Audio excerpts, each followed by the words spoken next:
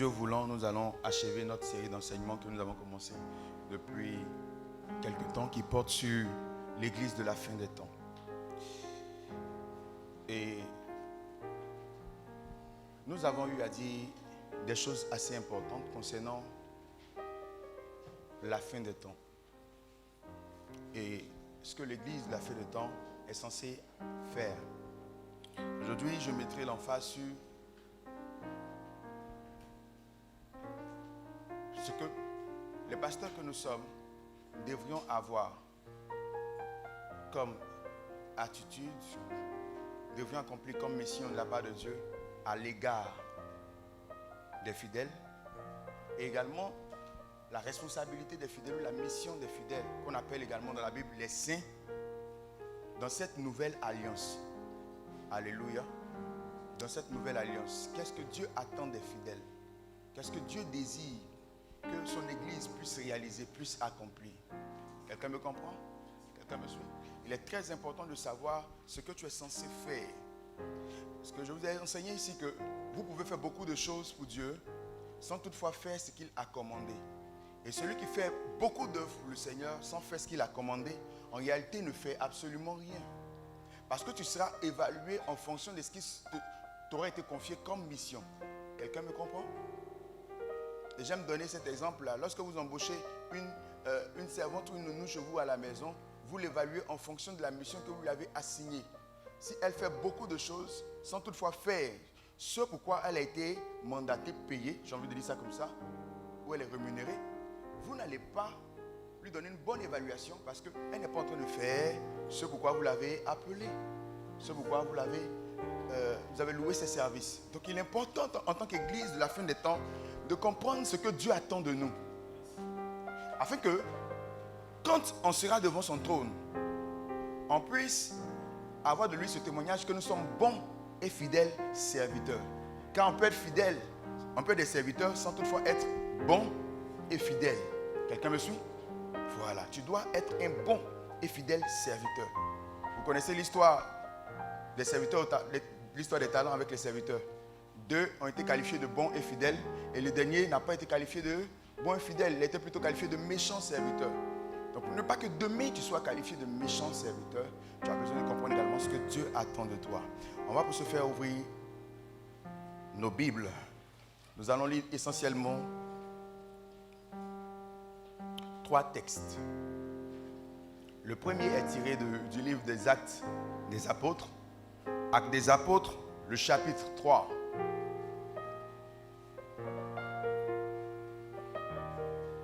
Versets 19, 20 et 21.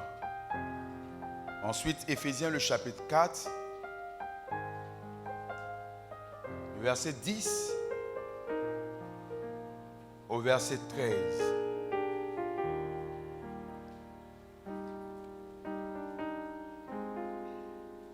Éphésiens 4, 10 à 13. 1 Corinthiens 15, pour terminer, le 58e verset.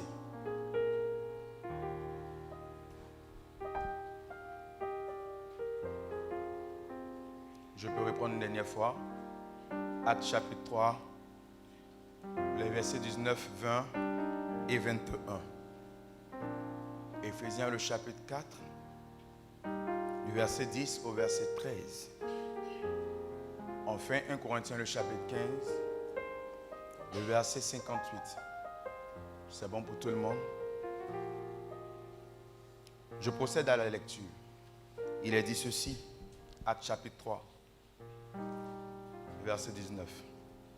Répentez-vous donc et convertissez-vous pour que vos péchés soient effacés, afin que des temps de rafraîchissement viennent de la part du Seigneur et qu'il envoie celui qui vous a été destiné, Jésus-Christ. Et qu'il envoie celui qui vous a été destiné, Jésus-Christ. Que le ciel doit recevoir jusqu'au temps du rétablissement de toutes choses. Donc Dieu t'a parlé, Dieu a parlé, excusez-moi, anciennement par la bouche de ses saints prophètes. Amen. Je reprends une seconde fois cette lecture car elle est très importante. Je te prie de pouvoir la suivre religieusement. Répentez-vous donc et convertissez-vous pour que vos péchés soient effacés. Que des temps de rafraîchissement viennent de la part du Seigneur et qu'il envoie celui qui vous a été destiné, Jésus-Christ, que le ciel doit recevoir jusqu'au temps du rétablissement de toutes choses. Que le ciel doit recevoir. D'autres versions disent que le ciel doit garder jusqu'au temps de la restauration de toutes choses. Donc Dieu a parlé anciennement par la bouche de ses saints prophètes. Amen. Éphésiens 4 à partir du verset 10 jusqu'au verset 13. Il a dit, celui qui est descendu, c'est le même qui est monté au-dessus de tous les cieux, afin de remplir toutes choses. Et il a donné les uns comme apôtres, les autres comme prophètes, les autres comme évangélistes, les autres comme pasteurs et docteurs. Dans quel but? Pour le perfectionnement des saints, en vue de l'œuvre du ministère. Dis après moi, pour le perfectionnement des saints. Afin que les saints remplissent leur ministère. Alléluia. Enfin, le verset 13. Et de l'édification du corps de Christ, jusqu'à ce que nous soyons parvenus à l'unité de la foi et de la connaissance du Fils de Dieu, à l'état d'homme fait à la mesure de la stature parfaite de Christ. Amen. 1 Corinthiens 15, verset 58. Ainsi, mes frères, bien-aimés, soyez fermes, inébranlables, travaillant de mieux en mieux à l'œuvre du Seigneur. Dis à quelqu'un, on doit travailler de mieux en mieux à l'œuvre du Seigneur. Il t'a entendu, mais c'était assez faible, donc je vais te donner l'opportunité de le lui redire. Dis-lui qu'on doit travailler de mieux en mieux à l'œuvre du Seigneur. Alléluia. Travaillons de mieux en mieux à l'œuvre du Seigneur, sachant que votre travail ne sera pas vain dans le Seigneur. Amen. Alors, le premier texte que nous venons de lire est assez révélateur et évocateur. La Bible nous parle de Jésus et celui qui nous présente un peu cette réalité de Jésus dit que le ciel a retenu Jésus. C'est assez étrange, alléluia, que le ciel puisse retenir Jésus. La Bible dit que ce Jésus-là veut revenir. Et là, on parle de sa seconde venue. Quelqu'un me suit? On parle de quoi? De sa seconde venue. Il veut revenir. Cependant, il y a un souci, il y a un problème. Le problème, c'est quoi? Le problème, c'est que il y a des choses qui doivent prendre forme. Il y a des choses qui doivent arriver d'abord avant que ce Jésus ne vienne. Quelqu'un me suit?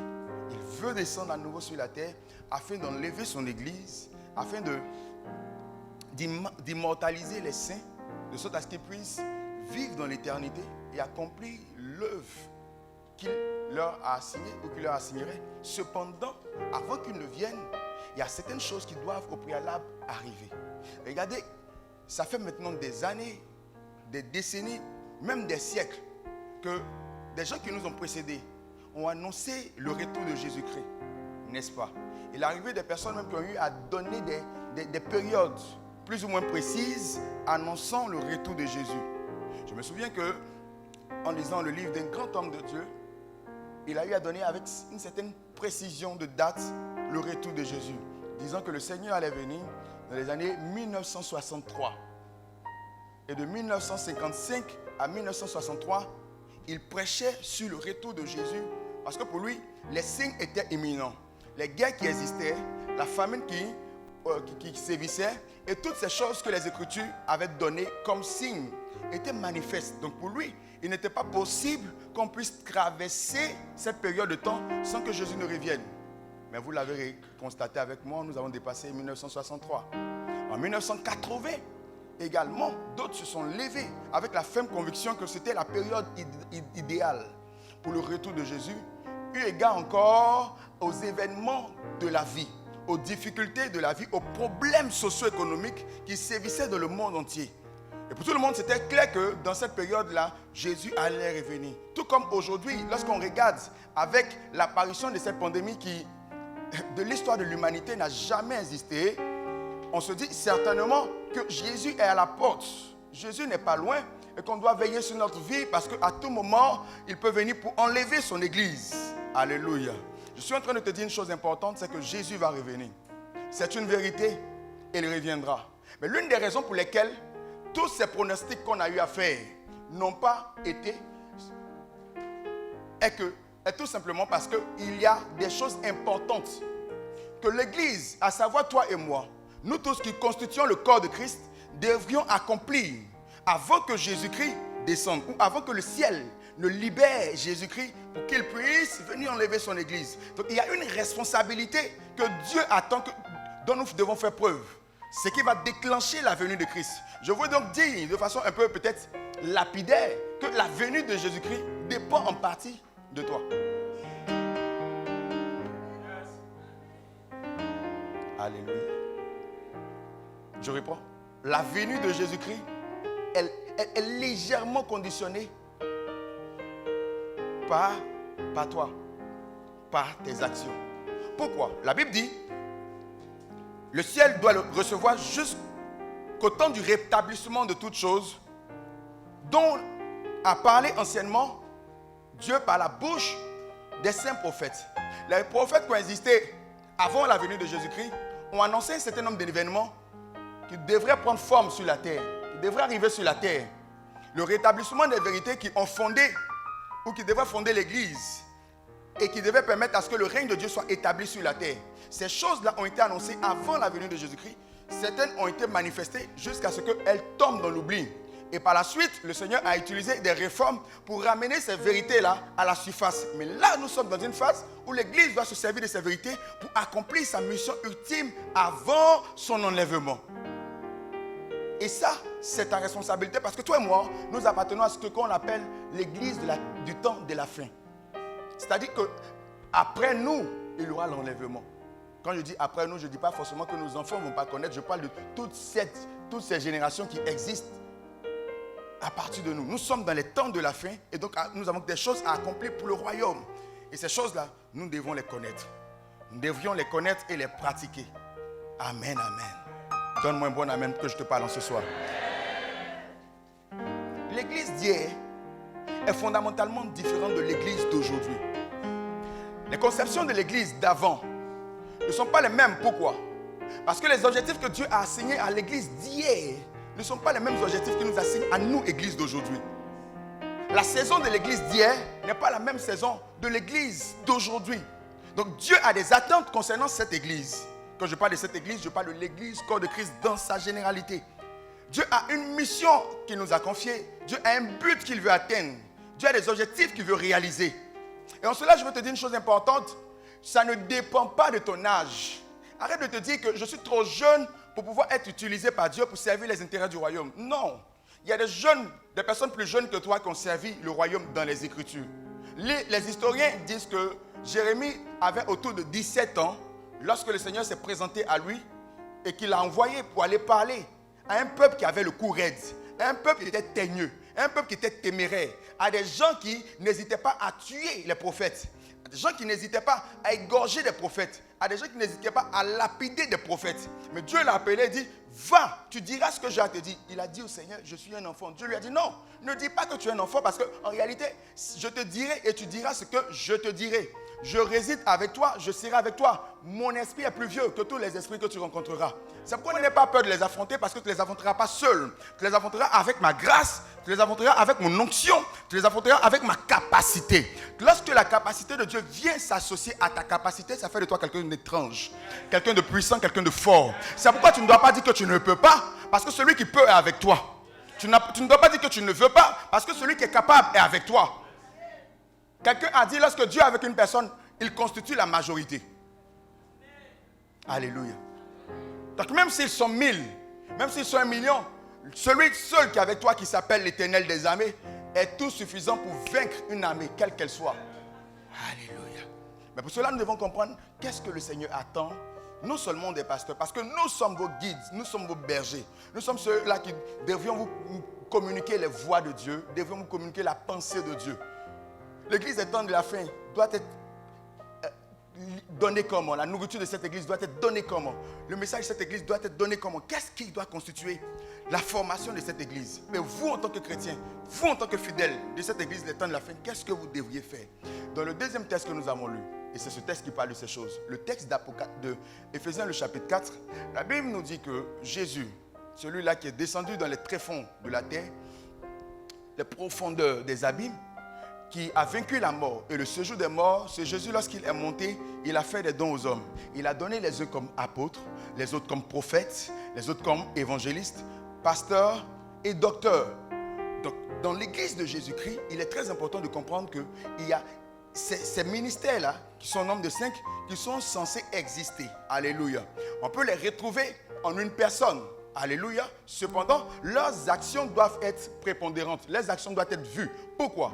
L'objectif étant le perfectionnement des saints, afin que ces saints-là puissent faire l'œuvre du ministère. Ça veut dire très simplement et très clairement que vous devez être capable, en tant que saint, de pouvoir recevoir des enseignements qui fondent la vie et le ministère d'un apôtre, des enseignements qui fondent la vie et le ministère d'un prophète, des enseignements qui fondent la vie et le ministère d'un évangéliste, d'un docteur, d'un pasteur. Autrement dit, vous devez avoir ces modules de formation-là dans votre système imprimés en vous, afin que vous puissiez être efficace et opérationnel dehors. Je ne sais pas si tu me comprends. Si tu me comprends, je veux bien entendre ton amen. Donc, nous, en tant que pasteurs, devrions vous éduquer sur l'apostolat. Parce que dans votre ministère, il y a une dimension d'apostolat. Dans ce que Dieu veut faire de vous, il y a une dimension d'apostolat. Vous avez en vous la sémence de la créativité. Lorsque Dieu a appelé à créer l'homme, Adam, lorsqu'il l'a créé, la première chose qu'il a cherché à révéler en Adam, c'est sa capacité à créer. Et en tout homme, il y a la capacité à créer, à innover, à faire des choses. Peu importe ton niveau d'intelligence, il y a en toi cette capacité qui te donne de savoir que je peux par exemple mettre ce micro-là et ne pas le placer ici. Je peux mettre ce fauteuil-là et ne pas le placer ici. Je peux agencer telle ou telle couleur et ça va donner quelque chose de beau. Nous avons tous de la créativité en nous. Et nous avons ces choses-là que les autres ont besoin de voir, découvrir, qu'ils ne savent pas. Nous avons besoin d'apprendre à frayer des chemins. Ceux qui changent la vie des hommes, c'est ceux-là qui savent inventer. Et l'invention demeure en toi. La capacité à inventer, à produire de nouvelles choses habite en toi. Donc nous, en tant qu'hommes de Dieu, devons faire ressortir cette réalité dans votre vie. Et ne pas simplement faire de vous des personnes qui suivent le flot. Au-delà de suivre le flot, vous devez savoir que des gens également attendent que la dimension de la créativité en vous se réveille. La dimension de l'innovation en vous se réveille. Le monde a besoin de voir Josué créer des choses. Et on va dire ça c'est made in Josué. Ça c'est made in Liliane. Alléluia. Ça c'est made in Pâques, ainsi de suite. Dieu a besoin que vous fassiez sortir cette dimension-là. Et nous en tant qu'église des temps de la fin, nous devons vous révéler. Alléluia. Et c'est une dimension que vous devez manifester. Au-delà de cela, il y a la dimension prophétique. Il dit qu'il a établi les uns comme apôtres, mais il ne s'est pas arrêté là. Il a établi également d'autres comme prophètes. Vous savez, l'église des temps de la fin est une église où les fidèles doivent être capables d'apprendre à discerner la voix de Dieu. Ils doivent savoir que ce que je viens d'entendre là, c'est Dieu qui m'a parlé. Ce n'est pas ma chair, ce n'est pas l'âme ou le sang, mais c'est Dieu qui m'a parlé. D'autres doivent même entrer dans les profondeurs et dire, la voix que j'ai entendue, c'est vrai, elle vient du ciel, mais ce n'est pas le Père. Parce que j'arrive à distinguer la voix du Père de la voix du Fils. Et même la voix de l'Esprit de la voix du Fils. Et ça, vous devez arriver à cela. Et notre responsabilité, notre travail, c'est de vous éduquer, vous former pour que vous soyez capables de discerner la voix de Dieu, afin que demain également, vous puissiez être des interfaces, des intermédiaires entre Dieu et les hommes. Dis à quelqu'un, je commence à comprendre ma raison d'être. Dis à quelqu'un, je commence sérieusement à comprendre ma raison d'être. Le prophétique doit devenir quelque chose qui est votre réalité. Pas la réalité de quelques personnes, ou du prophète, ou des pasteurs. Non, vous devez comprendre le prophétique dans sa dimension prophétisme, à savoir ce qui touche à la culture prophétique, à l'histoire prophétique, dans sa dimension rituelle pratique, à savoir ce qu'il faut faire comme action, poser comme action pour avoir des résultats. Parce qu'il y a des choses également à faire pour pouvoir avoir des résultats. Je vais vous enseigner ici que la prière, bien qu'elle soit bonne, la prière, bien qu'elle soit puissante, la prière n'est pas une panacée. La prière ne répond pas à tout. Il y a des situations qui vont exiger plus que la prière. Il y a des situations qui vont exiger peut-être que tu prennes juste de l'eau et que même sans prière, tu puisses utiliser cette eau-là dans le nom de Jésus-Christ pour avoir des résultats. Il y a des situations qui vont exiger que tu sois capable de composer avec les éléments de la terre. Qu'il soit capable de composer avec le vent. Que tu sois capable de comprendre comment est-ce que l'univers peut se synchroniser pour que tu aies certains résultats.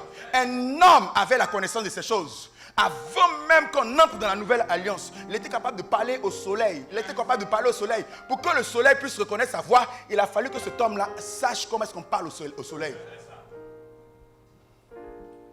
Si je te parle pour que tu puisses me répondre, tu dois comprendre mon langage. Si tu ne comprends pas mon langage, tu ne peux pas me répondre. Qu'est-ce que Josué a dit au soleil pour que le soleil s'arrête? Je ne pense pas que Josué ait parlé l'hébreu. Mais je reste convaincu que Josué a donné un code que le soleil connaissait. C'est pourquoi le soleil s'est arrêté. Et c'est des dimensions de Dieu qui sont accessibles dans le temps de la fin pour que vous puissiez matérialiser le doigt, la puissance, la main de Dieu partout où vous serez.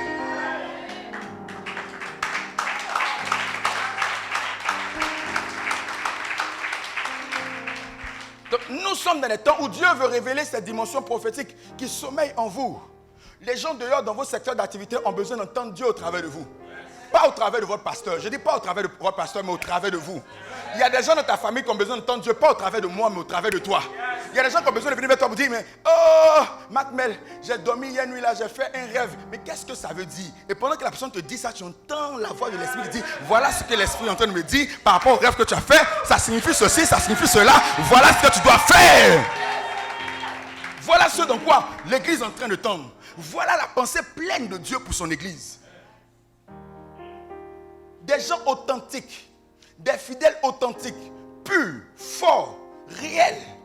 Écoutez, je reste persuadé que nous sommes entrés dans un temps où les véritables stars dans l'église ne seront plus les hommes de Dieu, mais ça sera les fidèles. Je dis les gens qu'on verra dans les temps qui suivent, ça ne sera plus les hommes de Dieu. Écoutez, certains m'ont dit non, moi je ne suis pas appelé à devenir pasteur. Parce que ce qu'il demande déjà, là où il est dans sa sphère de domination, est d'une dimension importante, est d'une dimension grande, forte. Il manifestera ces 5 dimensions des 5 ministères. Et ça, c'est ta réalité. Mais ça ne s'arrête pas là. En plus d'avoir établi les autres comme prophètes, il a établi encore d'autres comme évangélistes. Nous avons la responsabilité de vous montrer l'importance de gagner des âmes. L'importance d'annoncer Jésus. L'importance de faire sortir des gens des ténèbres pour les amener à l'admirable lumière du Christ. Il est important qu'on vous fasse comprendre que votre existence et la réalisation de votre destinée, de vos désirs, de vos aspirations, ces choses sont liées à votre capacité à parler de Jésus aux gens, à votre capacité à faire sortir des gens des ténèbres. Lorsque quelqu'un s'inscrit dans la dynamique de faire sortir des gens des ténèbres, donc d'accomplir ce mandat que le Seigneur a donné, le ciel se lève pour de telles personnes.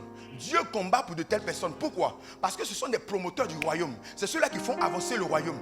Dans une entreprise, les commerciaux qui font vendre ou qui vendent beaucoup d'articles, on ne les licencie jamais. Même quand ils veulent partir, on négocie avec eux. Pourquoi tu veux partir? Pardon, il faut rester. C'est une histoire d'augmentation. On va t'augmenter. Pourquoi? Parce qu'on sait que dans l'entreprise, c'est lui qui apporte le chiffre d'affaires qu'on a. C'est lui qui permet à l'entreprise de pouvoir monter, d'avoir beaucoup plus de ressources, beaucoup plus d'argent. De telles personnes, on les garde. C'est pourquoi il y a des gens dans le royaume, tu ne peux pas les toucher. Ceux qui savent comment gagner des âmes, ceux qui savent comment tirer les âmes dehors, vous ne pouvez pas jouer avec eux. Si tu t'amuses avec une telle personne, tu t'amuses avec le doigt de Dieu. Tu t'amuses avec l'intégrité de Dieu. Et Dieu peut se liguer contre de telles personnes. Dieu se lève contre le diable qui se lève contre de telles personnes. C'est pourquoi devenez des personnes qui savaient comment est-ce qu'on fait sortir le monde, des hommes du monde des ténèbres pour les amener à la lumière de Christ. Nous avons la responsabilité de vous donner des enseignements là-dessus. Parce que pour gagner une âme, il ne suffit pas simplement de lui parler. Vous avez constaté avec beaucoup de regrets qu'il y a des gens à qui vous avez parlé. Vous leur avez dit, Jésus t'aime, viens à l'église, suis-moi. Mais ces personnes sont récalcitrantes. Pas parce qu'elles ne veulent pas.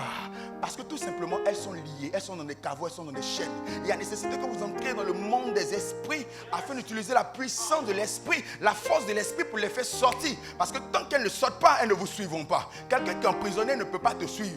Tu pourras le voir, tu pourras lui dire de bonnes paroles. Mais quand tu finis par partir, la personne reste dans sa prison. C'est pourquoi vous finissez de leur donner de bonnes paroles. Mais quand vous leur dites venez, elles sont toujours dans leur prison. Il est temps que vous puissiez sortir de la superficialité, si on peut dire ça comme ça, en griffe, de l'évangile pour entrer dans les mystères qui vont vous permettre de briser ces barrières, de briser ces prisons, de briser ces forteresses. De sorte que quand vous dites à quelqu'un, donne ta vie au Seigneur, il n'a pas de choix que de donner sa vie au Seigneur. Et lorsque le Seigneur a donné le commandement d'aller faire des nations des disciples, ce n'était pas une négociation. Il dit, allez, faites. Ce sont des ordres. S'il n'était pas sûr qu'on avait la puissance nécessaire vous emmenez ces hommes ou ces personnes à nous suivre, il n'allait pas nous dire d'aller de faire. Il allait nous demander d'aller négocier. Il dit, allez et faites. Parce qu'il y a quelque chose de mystérieux qui accompagne ta vie. Il y a des anges qui sont là pour opérer pour toi. Qui sont là pour briser les forteresses, les chaînes dans lesquelles ces personnes se tiennent. Et notre responsabilité, c'est de vous instruire en tant qu'église, en tant que pasteur, sur ces choses. Ça fait partie des modules que vous devez maîtriser pour accomplir votre ministère. Au-delà de cela, il établit encore les autres comme pasteurs. Une dimension que doit prendre votre vie, c'est la dimension pastorale. Quand je parle de la dimension pastorale, c'est cette dimension où vous arrivez vous aussi à encadrer des gens. Vous arrivez vous aussi à donner de la nourriture basique aux gens. Vous soyez en mesure de pouvoir donner le lait aux gens. Vous qui êtes là, il y a des gens dans vos familles qui ont besoin de recevoir certaines exhortations. Vous pouvez le leur donner. Vous pouvez leur dire cela. Il y a des gens dans vos entreprises qui ont besoin de recevoir la parole, des instructions, d'être cajolés, d'être chouchoutés spirituellement, d'être encouragés, d'être fortifiés. Le travail pastoral, vous devez le faire. Pas forcément à l'église, mais là où Dieu vous a établi, dans le domaine, dans le secteur, là où Dieu vous a mis. Dieu s'attend à ce que vous manifestez cette dimension pastorale dans votre vie. Tu peux dire à quelqu'un qui est triste, mais pourquoi tu es triste? Ah vraiment, je suis triste parce que ça fait longtemps depuis que je n'ai pas de travail. Assieds-toi, je vais te parler. Et tu commences à prendre la Bible, puis tu l'exhortes. Quand tu finis, dis, d'accord, j'ai compris. Tu viens d'accomplir une œuvre pastorale importante. Tu peux plus tard après l'appeler pour prendre de ses nouvelles. Comment est-ce que ça va? Est-ce que depuis notre dernier échange, les choses se sont améliorées? Oui, les choses se sont améliorées. Ah, merci. On peut se retrouver encore pour prier et puis vous prier. Entre midi et 2, tu peux aller visiter un ami, un camarade dans ton entreprise qui ne se sentait pas bien et puis lui apporter la puissance de la grâce. Viens, je vais prier pour toi. Je sais que tu as pris des médicaments, mais je crois également qu'il y a quelque chose que je peux faire pour toi. Laisse-moi te toucher avec la grâce de Dieu. Laisse-moi te toucher avec l'onction de Dieu. Je crois que mon Dieu peut accorder quelque chose dans ta vie. Cette dimension-là, elle réside en vous. Elle doit sortir de vous. Elle doit émerger en vous, de vous. Amen, amen. Et la dernière dimension qui doit éclore, qui doit prendre forme dans votre vie, c'est la dimension doctorale. Vous devez être capable d'entrer dans les profondeurs des Écritures et établir les saines doctrines dans la vie des gens. Vous, pas les pasteurs, j'ai dit vous, pas le pasteur, vous, pas les pasteurs, vous, pas les pasteurs, vous, pas les pasteurs, vous. Vous avez la capacité de le faire. Vous avez la capacité de dire aux gens, non, ce que tu es en train de dire est une hérésie parce que conformément aux Écritures, ce n'est pas conforme de dire cela, il n'est pas logique de dire cela parce que voilà, voici, ainsi de suite. Vous êtes les docteurs de membres de votre famille. Vous êtes les enseignants de membres de votre famille. Vous êtes les docteurs de membres de votre entreprise. Vous êtes ceux-là que Dieu établit là-bas. Dieu cherche des personnes. Écoutez, Dieu ne me cherche pas afin que je puisse influencer votre entreprise. Non, Dieu vous cherche pour influencer vous-même votre entreprise. Dieu ne veut pas que je sois celui-là qui va changer ta famille. Non. Dieu compte sur moi pour que je change ma famille. Et Dieu compte sur moi pour te former pour que toi tu changes ta famille. Même si les gens ne croient pas en toi, ce que Dieu a mis en toi est suffisant pour que ta famille puisse voir Dieu en toi. Pour que ta famille puisse voir Dieu en toi. Pour que ta famille puisse voir Dieu en toi. Alléluia. Ce matin, je ne serai pas long. Ce que tu dois savoir au-delà de ce que je viens de te dire, c'est que pour pouvoir y arriver, pour pouvoir parvenir à faire l'œuvre de Dieu, à accomplir cette œuvre dans les temps de la fin, tu as besoin d'être formé. Dis à ton frère, tu as besoin d'être formé. Vous savez, on ne devient pas maître d'une discipline pour laquelle nous n'avons pas été au préalable un disciple ou un élève. Vous devez comprendre que avant de pouvoir être efficace, il faut être formé. Ce n'est pas parce que tu as une mission accomplie que tu peux l'accomplir simplement. Tu as besoin d'une préparation. Le piano est là. Ce n'est pas parce que le piano existe que je peux jouer au piano. On est d'accord? Si j'y vais, ton visage risque de changer.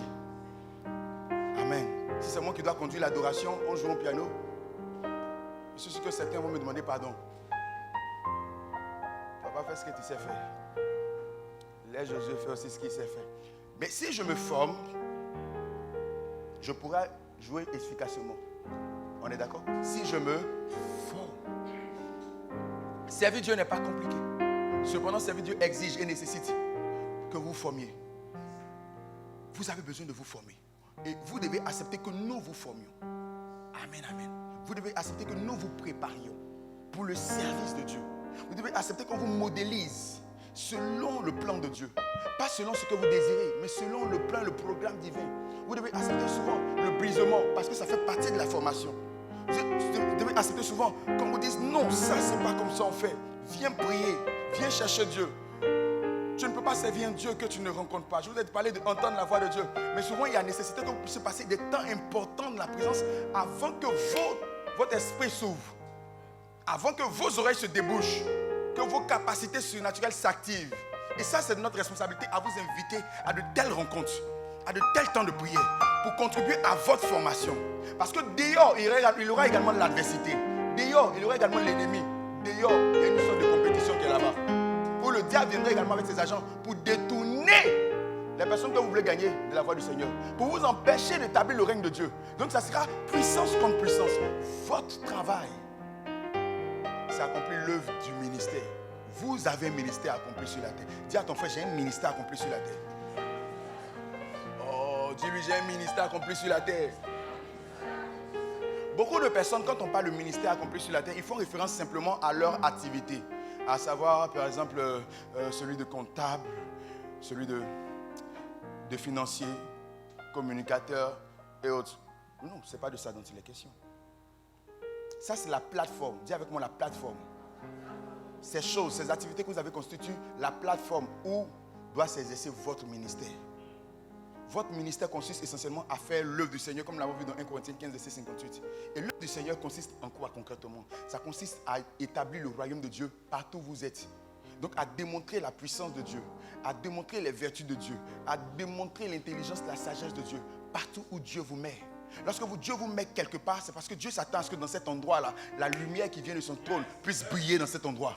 Il a dit, je suis la lumière du monde. Mais bientôt, je vais quitter ce monde. Lorsque je quitterai ce monde, sachez que c'est vous qui deviendrez la lumière du monde. Donc lorsque tu es dans une entreprise, sache que c'est parce qu'il y a des ténèbres là-bas que Dieu a décidé de te mettre là-bas. Afin que la lumière qui émane de toi puisse briller. Lorsque Dieu te met dans une famille, ne dis pas il y a trop de sorciers dans cette famille. Oui, il y a trop de sorciers, c'est pourquoi Dieu t'a mis dans cette famille. Parce que Dieu a mis en toi les capacités nécessaires pour venir à bout de n'importe quelle sorcellerie qui se manifestera dans ta famille.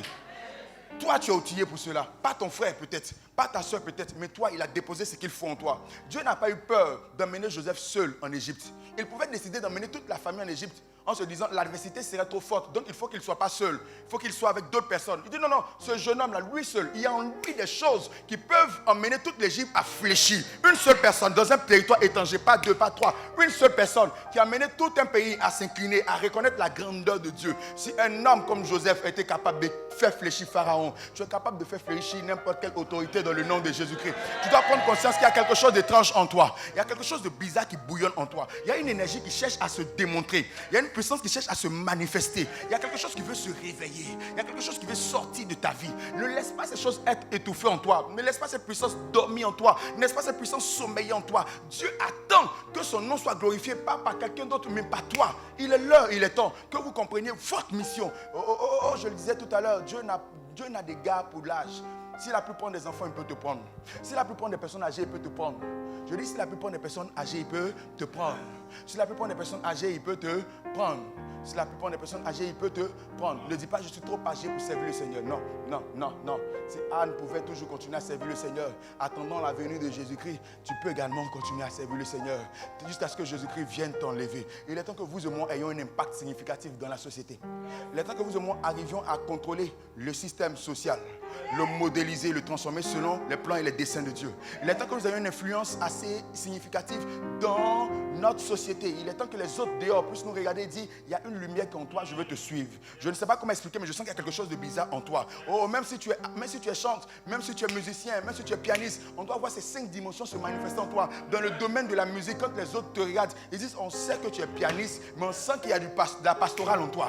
Quand on te voit, on sent le prophétique en toi. Quand on te regarde, on sent l'apostolique en toi. On ne sait pas comment expliquer cela, mais c'est comme s'il y a quelque chose de plus grand que la musique est là. Alors tu leur diras, oui c'est vrai, je suis musicien, je suis artiste, mais ça c'est ma plateforme. En réalité, mon véritable ministère, c'est démontrer le doigt de Dieu, c'est démontrer la puissance de Dieu, c'est démontrer la force de Dieu, c'est démontrer le règne de Dieu, c'est manifester la puissance du royaume.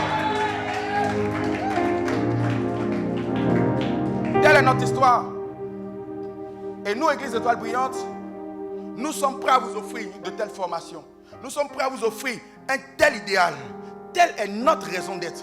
Telle est notre raison d'être. Nous ne sommes pas une église qui venons pour juste donner la nourriture aux gens. Nous sommes là pour former des personnes qui demain seront capables de changer n'importe quelle situation là où Dieu les mettra.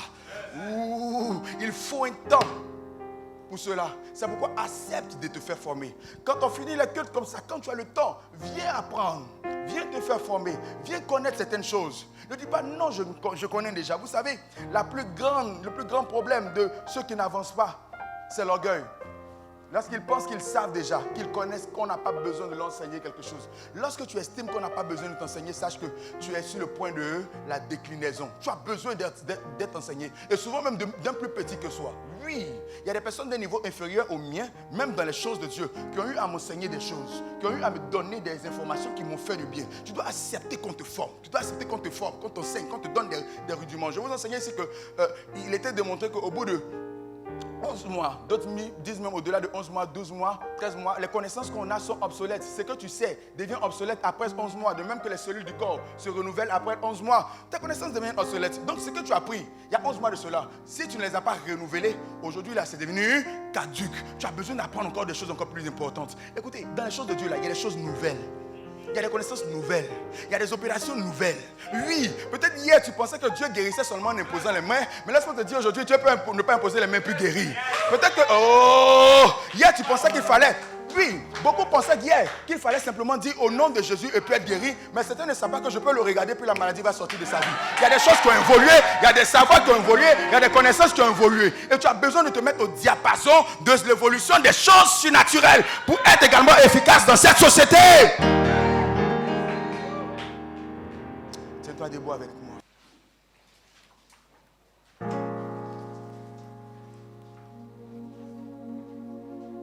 Lève les mains vers le trône de la grâce. C'est une belle semaine qui commence. Je réponds, c'est une belle semaine qui commence.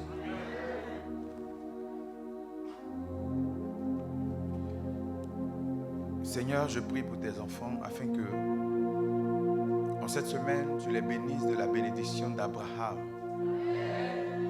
d'Isaac et de Jacob. Que la frustration des uns tombe. Que la honte des autres soit effacée. Que la frustration des uns tombe.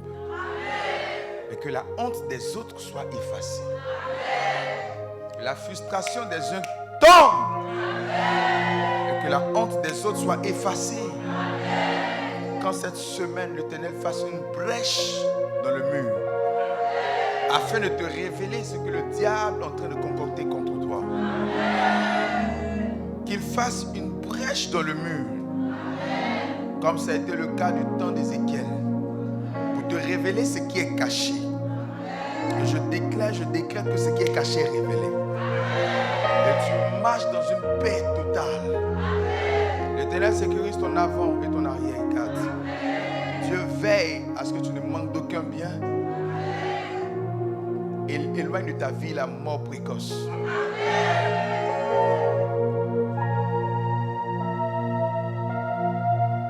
Les pleurs qui ont été préparés ne sont pas manifestés dans ta maison. Je déclare que ça change de porte.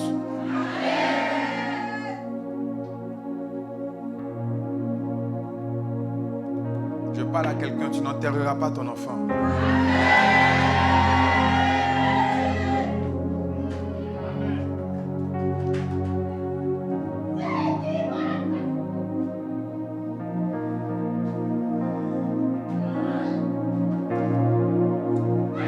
Ce qui est écrit dans les astres, je le change dans le nom de Jésus. La lune cesse de distiller ces malédictions établies contre ta vie.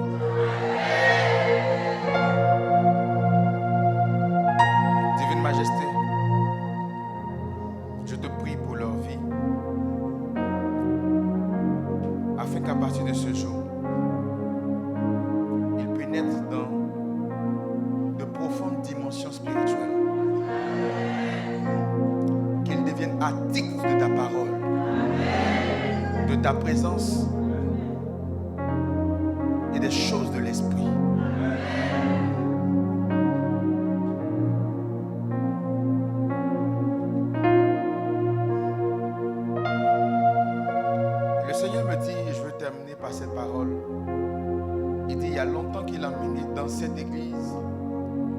aides célestes pour votre spiritualisation.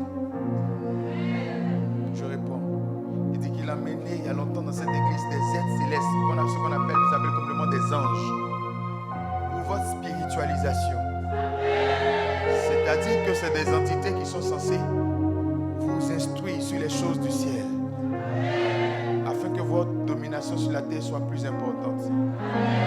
Et ma prière pour toi en cette semaine, c'est que la soif et la faim qui sont obligatoires pour qu'ils puissent se manifester à toi remplissent ta vie.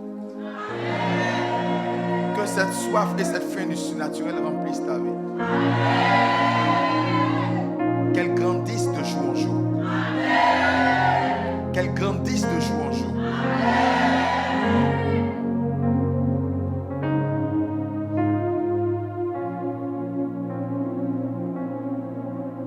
Mets ta main sur ta tête, s'il te plaît. Mets tes deux mains sur ta tête. Mets tes deux mains sur ta tête. Tes mains sur ta tête servent de point de contact entre le ciel et ta vie. Je dis tes mains sur ta tête servent de point de contact entre le ciel et ta vie. Maintenant, écoute-moi. Ce que Dieu a réservé pour toi, pour ce mois de novembre, pendant qu'il y a un point de contact entre le ciel et ta vie, cela entre dans ta vie au nom de Jésus. Par le point de contact, cela entre dans ta vie aujourd'hui. Par le point de contact, cela entre dans ta vie au nom de Jésus.